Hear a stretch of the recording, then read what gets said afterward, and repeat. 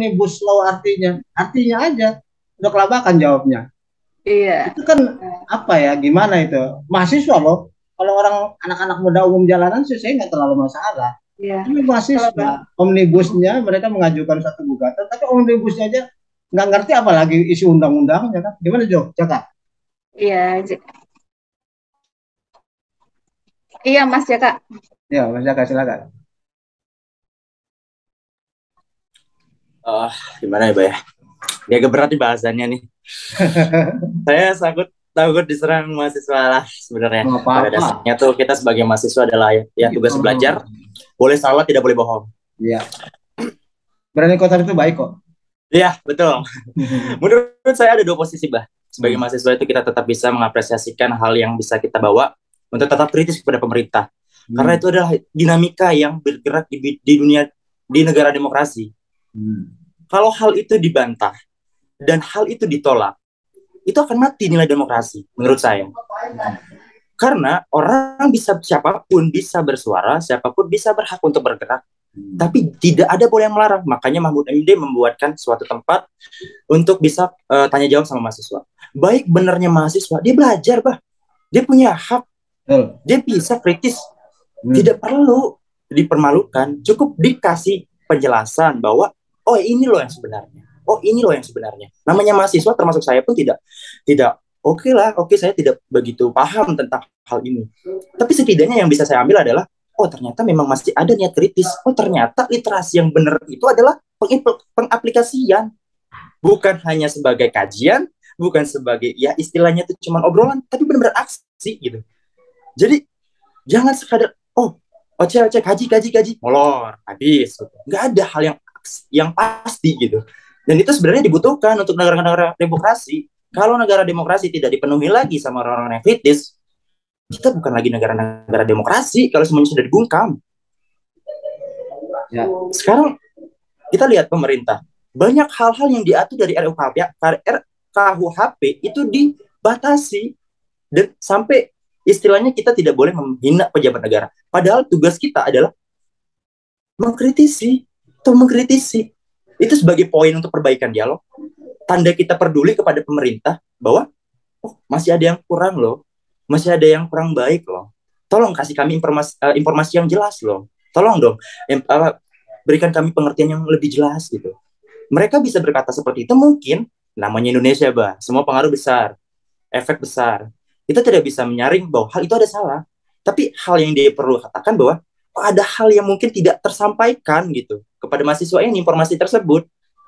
Menurut saya tidak begitu buruk mahasiswa melakukan hal seperti itu. Karena menurut saya pribadi, saya sebagai mahasiswa pun mengakui bahwa hal itu adalah baik, walaupun sedikit pengertiannya tidak pahami. Oke, mungkin sedikit halnya dia tidak akurasi.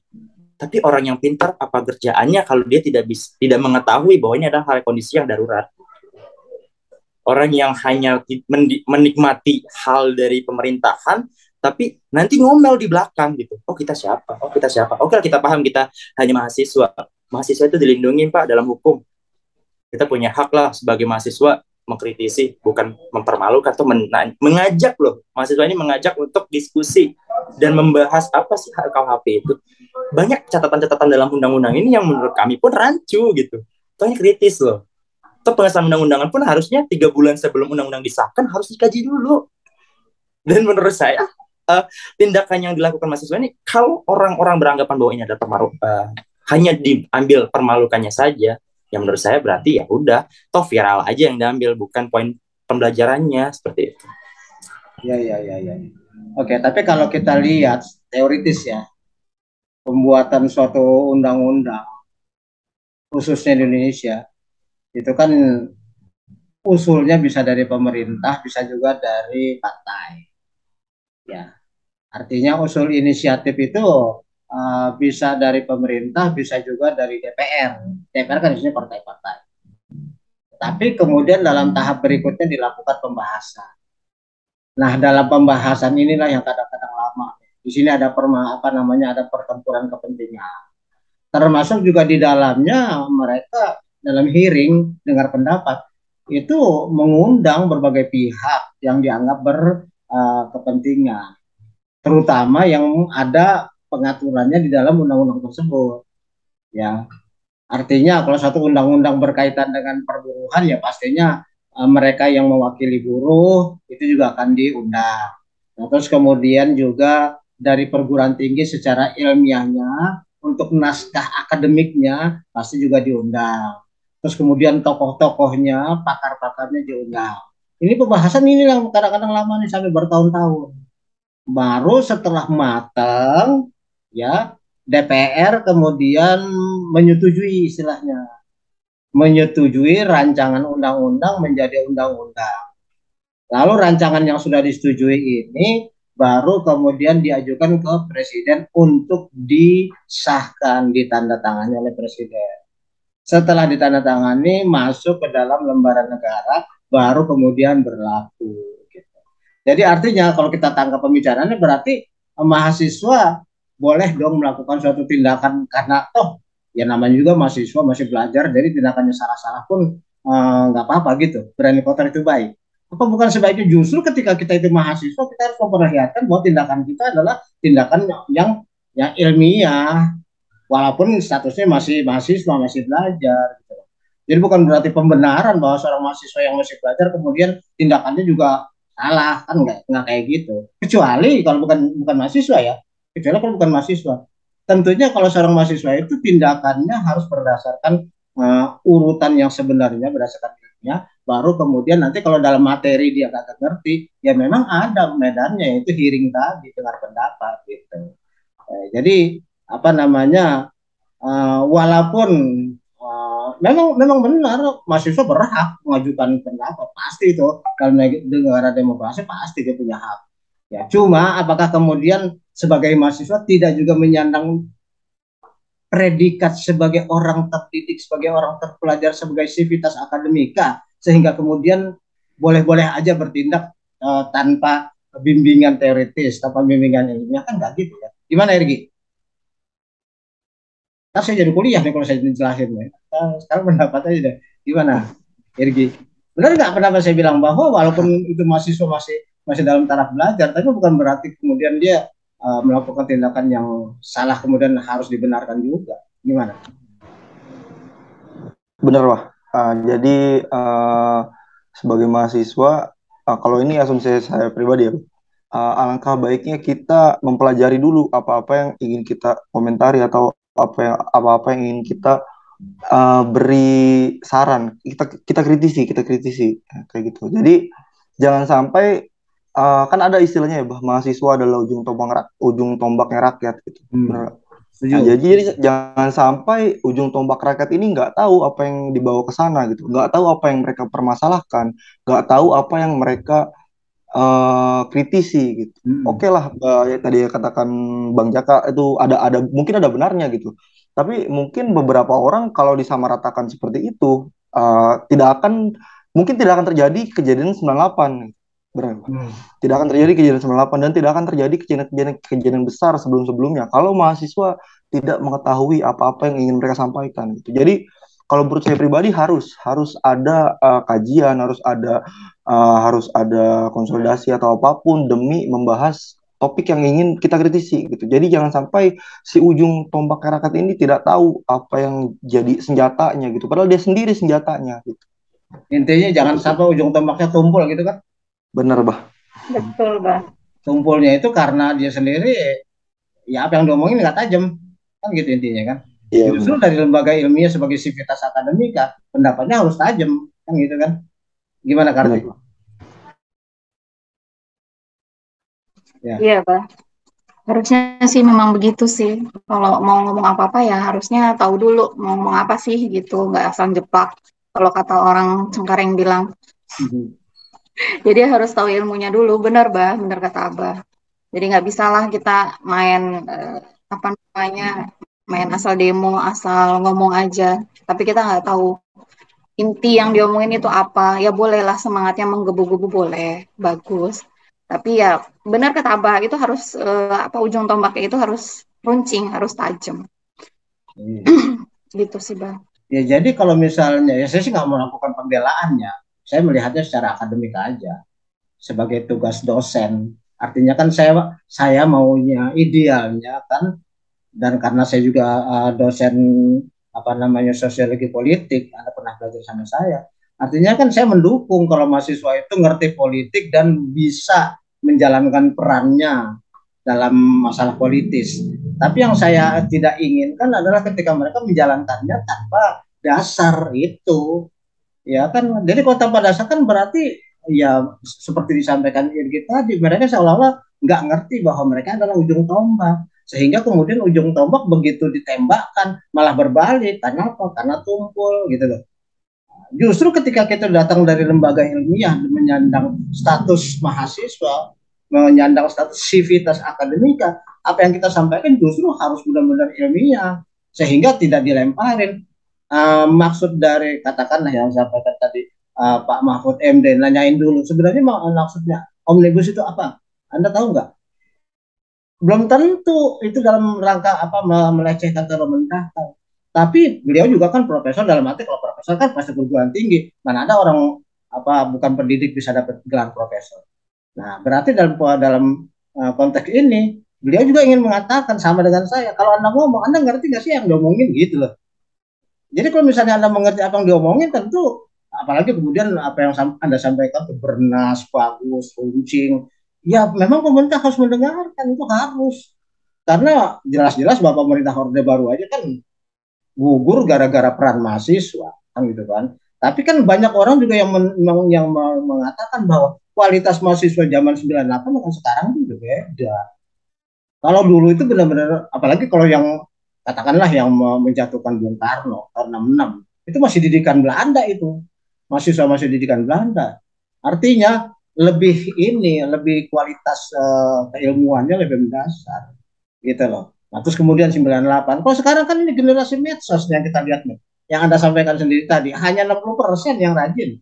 Yang apa namanya, katakanlah itu kalau benar ya, Karti bilang 50-50. Kalau saya malah bilang di bawahnya lagi.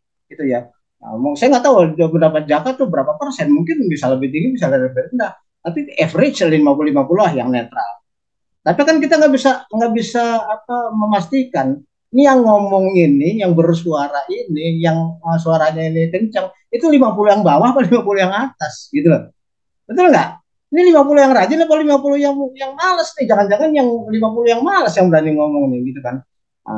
Itu tadi dasarnya adalah karena apa? Karena cuma pengen nampil gitu loh. Nah, misal katakanlah mereka berani mengatakan apa namanya Jokowi is the king of lip service. Tidak salah seorang mahasiswa mengatakan begitu, tetapi juga harus tahu dulu, ya kan, yang mana yang dijanjikan, yang tidak dilakukan, yang mana yang hanya apa namanya katakan bohong-bohong saja, buktikan dengan fakta, ya, secara ilmiah, secara data, baru kemudian berani mengatakan bahwa presiden kita cuma janji-janji lip service. Jadi nggak bisa dong seorang mahasiswa itu kemudian apa mendengarkan kata-kata apalagi dengan kata-kata dari kaum oposisi. Ya wajar aja, mana ada oposisi yang memandang bagus. Namanya aja ada oposisi. Ya kan nggak mungkin mereka melihat itu. Jadi artinya seharusnya mahasiswa itu memainkan perannya, dia menjadi oposit tapi yang konstruktif. Yang konstruktif ya, tapi juga yang tentunya ilmiah karena datang dari lembaga pendidikan. Nah, jangan sampai nanti berbalik bahwa orang mengatakan yang berpendidikan aja kayak gitu, apalagi yang enggak, akhirnya kan jadi bumerang dari jatuhnya ya. Ngerinya kan begitu.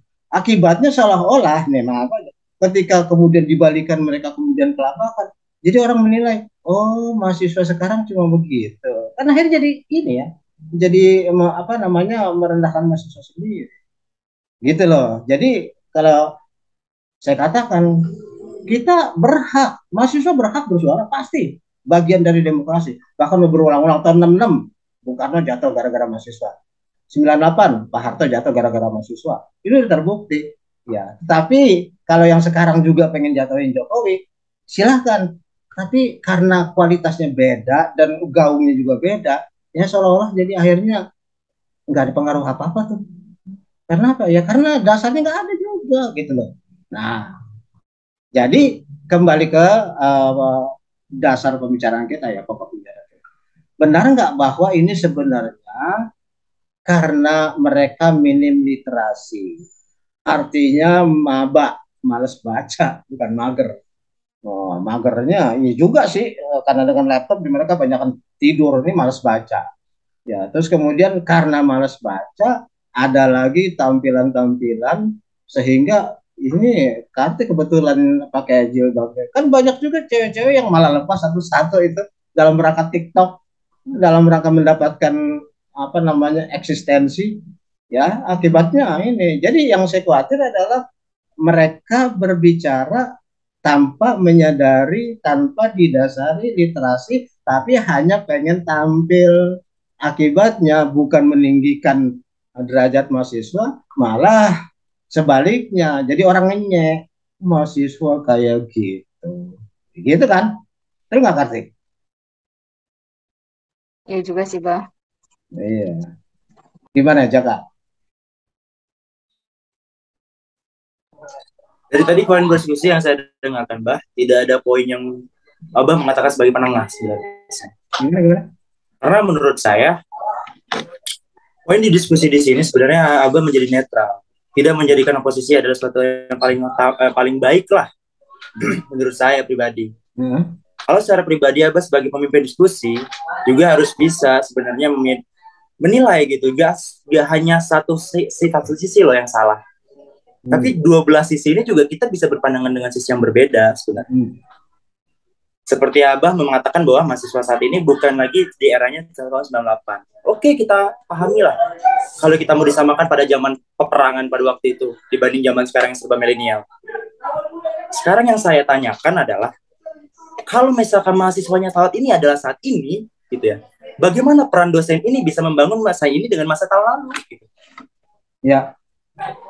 Itu, jadi maksud saya, jangan pure menyalahkan mahasiswa ini adalah mahasiswa kok begitu sikapnya. Tapi kita juga harus sadari bahwa kita ini juga, ternyata mahasiswa saat ini kurang aktif dan juga kurang baik atau kurang minat gitu untuk mendalami literasi. Ternyata minat literasi ini tidak dibangun. Dengan cara apa membangunnya? Dengan zaman yang berbeda. Bagaimana kita memahami bahwa tahun 98 bisa diterapkan di tahun saat ini? Oke, kita terapin, belum tentu juga bisa sesuai dengan ekspektasi. Jadi kalau misalkan hasil diskusi ini mengkerucut gitu ya, kita kita pahami dulu lah. Poin yang menjadi permasalahannya tadi adalah, kok mahasiswa yang dibahas adalah sikap mahasiswa, baik atau buruk. Apakah seorang mahasiswa tidak boleh menanyakan apakah sikap orang yang mengatakan bahwa sikap mahasiswa ini tidak baik, apa dia adalah orang yang paling baik? Belum tentu, Bah. Jadi saya membela mahasiswa yang tidak bisa apa-apa, seandainya dianggap rendah gitu. Dia nggak rendah, tidak bisa punya apa-apa. Tapi dia punya niat yang baik. Bukan hanya sebatas untuk, ternyata mahasiswa perlu loh yang seperti ini. Tidak segampang membalikan telapak tangan, proses itu bisa berjalan. Orang bisa berjalan dengan diri sendiri pun, untuk mencapai tujuan yang diharapkan itu butuh proses, butuh kalah, butuh turun, butuh naik. Mungkin saya paham lah, di sini Abah sebagai dosen juga berpihak kepada pemerintah gitu. Tapi bukan berarti bahwa pekerjaan mahasiswa, kegiatan mahasiswa ini pure, dikatakan bahwa kok seperti itu. Ini PR loh, Bah, seorang guru pendidik, maaf, bukan mengajarkan atau menjelaskan, tapi menurut saya, secara pandangan saya, ini PR bersama loh. Ternyata zaman-zaman sekarang ini, mahasiswanya seperti ini kapabilitasnya. Tidak sama seperti tahun 98. Dan sekarang, orang yang mengatakan seperti itu, perannya apa? Ya, menerapkan tahun 98 untuk di tahun saat ini pembelajarannya biar agar sama seperti tahun 98. Tidak bisa, pengaruhnya sudah luas, sudah mulai media lain dan sebagainya. Ya, setuju. Dan saya pun tidak sepakat gitu kalau dikatakan misalkan mahasiswa manapun gitu ya, tidak dikatakan bahwa tidak mempunyai intelektual. Saya katakan bahwa mahasiswa itu punya bakatnya masing-masing, punya kemampuannya masing-masing. Dia mau bersuara dan tampil, bukan berarti dia pengen tampil hanya untuk dilirik, hanya untuk meramaikan. Tapi ini loh peran mahasiswa yang hadir, yang peduli. Masih banyak masyarakat di bawah yang mengharapkan suara-suara mahasiswa. Dan mahasiswa-mahasiswa yang pinter belum tentu mau bisa menggerakkan masyarakat di bawah. Kalau dari saya pribadi, saya nggak sepakat sih, Bah, kalau misalkan gitu. Abah lebih konteksnya separoh gitu. Apalagi 60% gitu. Kita di sini diskusi bersama memecahkan suatu masalah. Iya, iya, iya, saya ngerti. Tapi artinya begini, Jaka. Posisi saya tidak dalam rangka membela pemerintah. Justru saya pengen pengen supaya mahasiswa itu bisa berperanan dalam menyuarakan menyuarakan pendapatnya itu secara lebih baik gitu loh. Jadi jangan sampai suara mahasiswa itu yang memang niatnya yang seperti Anda katakan memang sudah baik. Dan saya pun melihatnya dari segi demokrasi memang baik. Kan memang pemerintah juga harus dikritisi biar gimana pun juga. Tetapi kan alangkah bagusnya kalau dari sebagai sivitas akademika menyampaikannya secara lebih bernas, secara lebih tajam. Seperti yang saya sampaikan sama Irgi tadi. Jangan sampai kita ini sebagai tombak ujungnya tumpul gitu. Jadi bukan berarti kita merendahkan mereka yang sudah menyampaikan pendapat, itu bagus, justru kita dukung. Cuman kita inginkan, kita harapkan bahwa mereka lebih sadar bahwa mereka juga menyandang status sebagai wakil dari suatu lembaga pendidikan. Tentunya kan nggak boleh sama dengan orang yang tidak terdidik, itu intinya.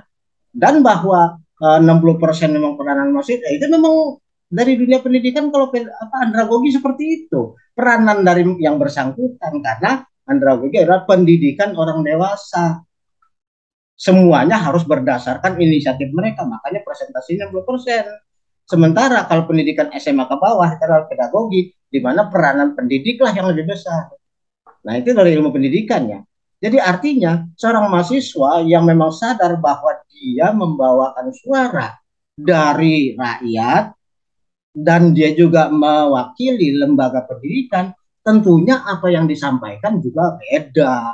Bukan berdasarkan feeling-feeling, bukan berdasarkan kayaknya, tapi benar-benar harus ilmiah. Kenapa? Ya percuma dong mereka datang dari lembaga pendidikan. Itu maksud saya.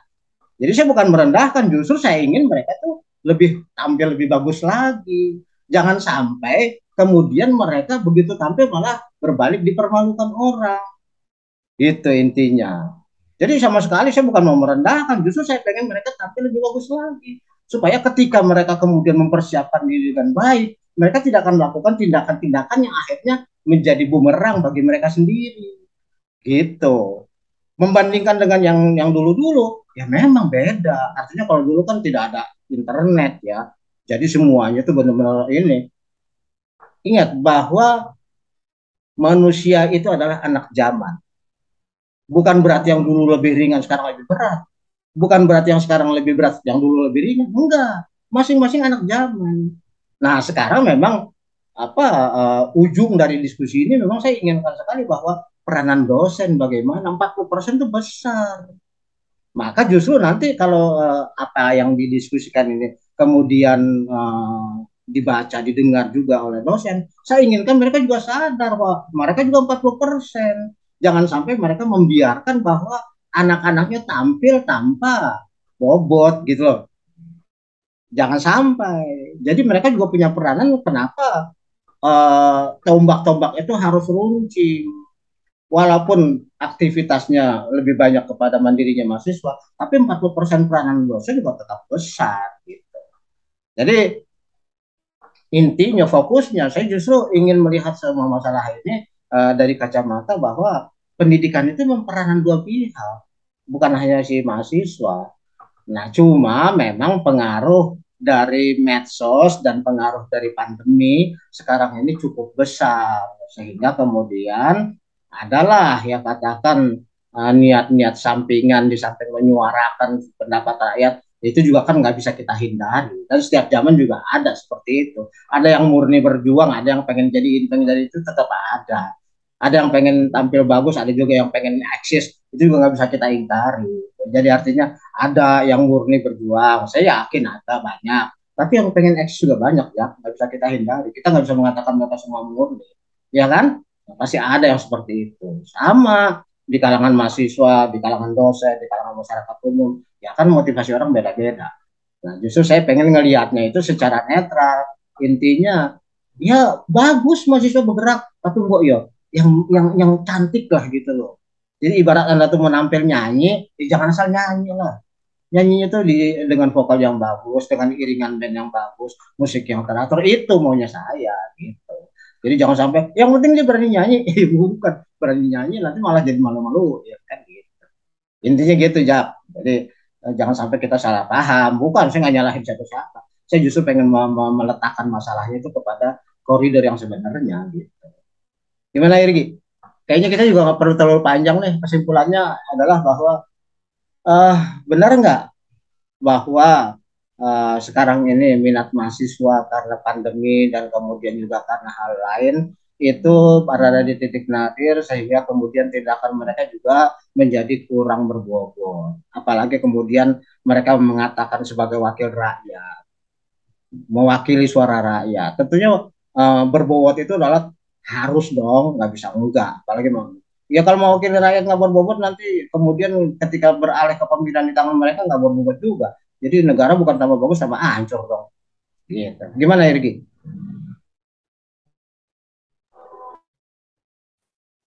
Gimana apa, Bah?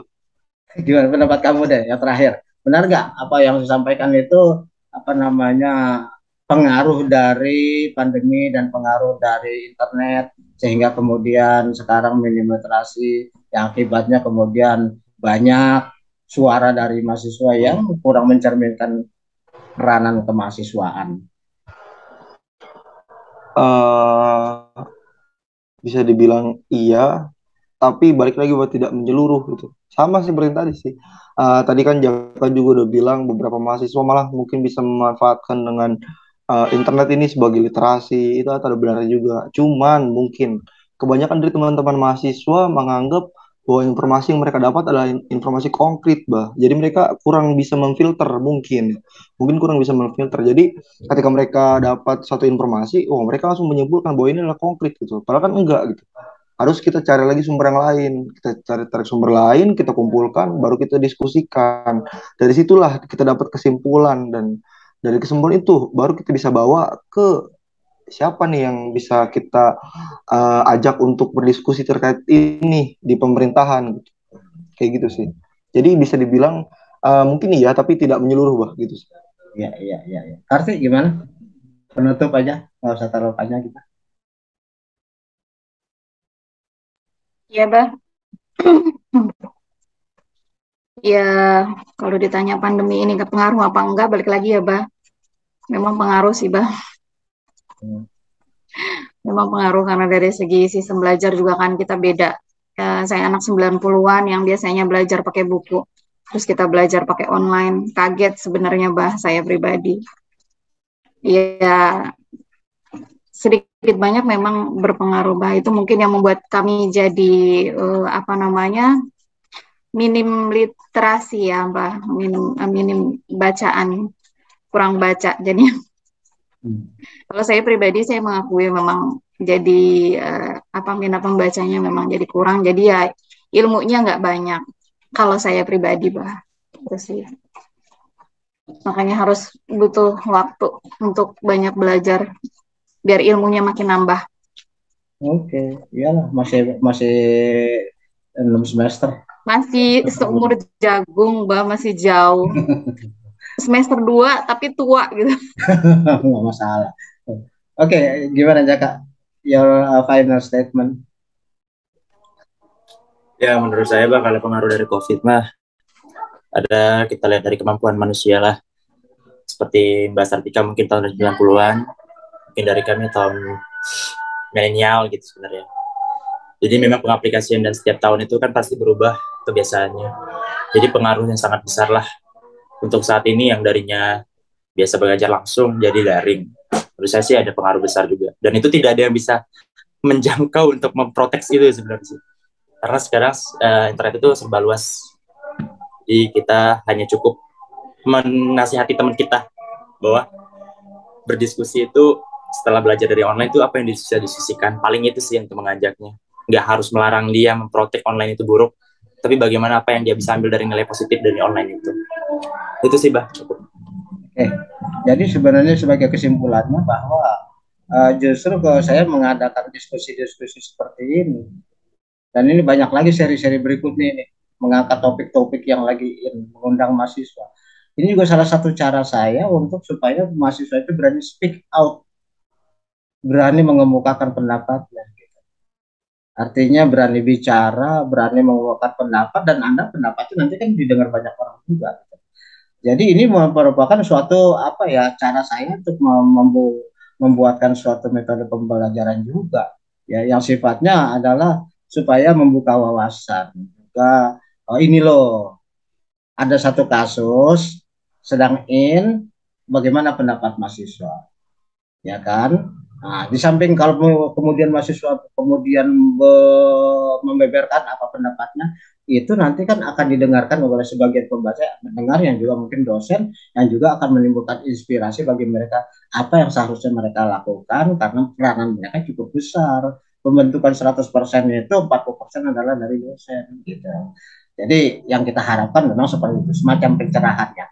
Makanya nanti juga dalam kesempatan lain saya juga mengundang alumni tahun-tahun yang lalu juga akan saya libatkan dalam diskusi ini. Jadi kacamata mereka yang sudah lulus dan sekarang sudah bergerak di masyarakat dengan kacamata mereka yang lagi belajar, kita satukan, kita cari solusinya gitu. Intinya gitu ya, sama-sama belajar lah. Saya juga dalam hal ini kan berarti kan dapat masukan banyak nih dari anak-anak muda nih. Sehingga saya juga nanti bisa menyelesaikan apa yang harus saya lakukan, better than the last gitu kan, lebih baik dari yang sudah ada. Ya, inilah metode pembelajaran, memang harus belajar terus menerus. Saya senang ngajar, kenapa? Karena saya harus belajar. Sebab saya nggak mungkin ngajar kalau saya nggak belajar. Saya kira gitu ya.